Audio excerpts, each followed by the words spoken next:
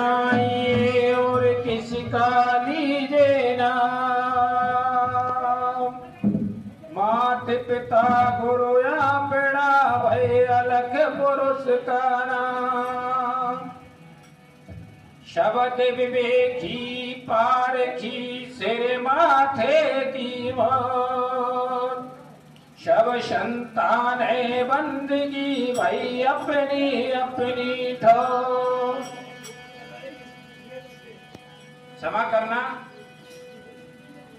दुनिया में लगभग 210 देश हैं, 21 लगभग बौद्ध धर्म को मानने वाले हैं, 59 देश मुसलमानों के हैं, 2 देश हिंदुओं के हैं। और इन 2 देशों को छोड़ करके बाकी सब देशों में 2 से 8 देशों में एक परमात्मा का ही स्मरण किया जाता है।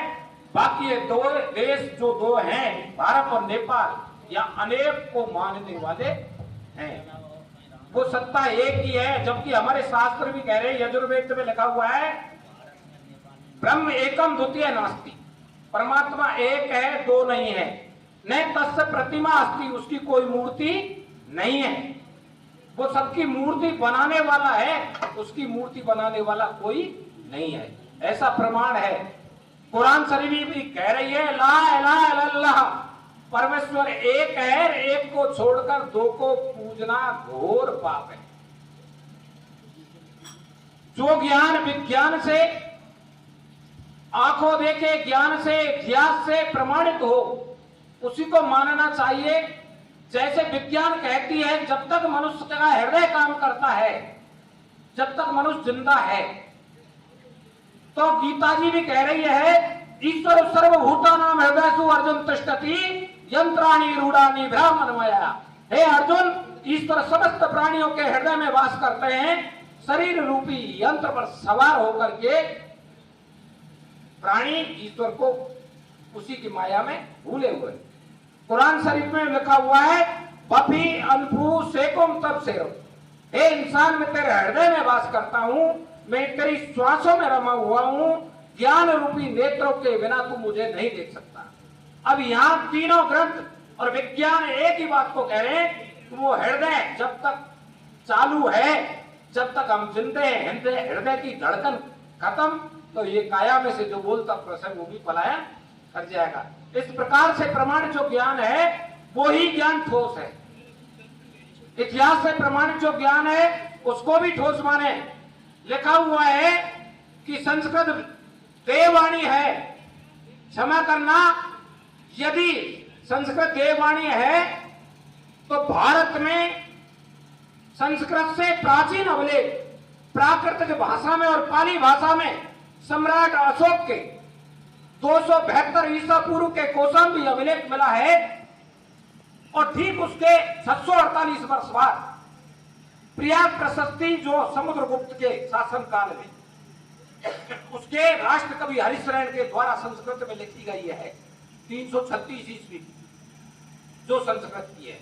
यानी जो हमारे ऊपर संस्कृत को थोपा है कि संस्कृत इतनी प्राचीन भाषा है कि दुनिया में कोई भाषा नहीं, उससे पुरानी तो प्राकृतिक और पाली भाषा है।